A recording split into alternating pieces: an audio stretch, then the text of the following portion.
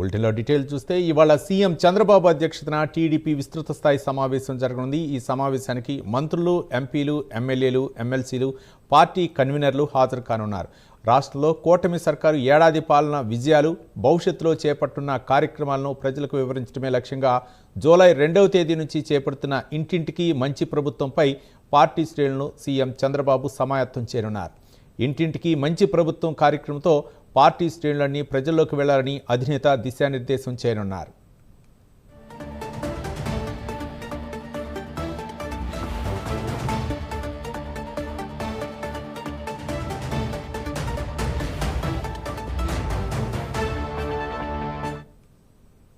అలాగే గత ప్రభుత్వ హయాంలో ఇసుక, మద్యం, గనులు విపరీతంగా దోపిడీకి, అడ్డగోలుగా అక్రమాలకు గురయ్యాయి. దీంతో వీటి నిర్వహణలో అప్రమత్తంగా ఉండాలని అధికారులు వాటి జోలికి పోవద్దని టీడీపీ ఎమ్మెల్యేలను అధినేత చంద్రబాబు హెచ్చరిస్తూనే ఉన్నారు. దారి తప్పిన అలాంటి ఎమ్మెల్యేలను, నేతలను గాడిలో పెట్టేందుకు, కొరడా జులిపించేందుకు సీఎం చంద్రబాబు సిద్ధమయ్యారు.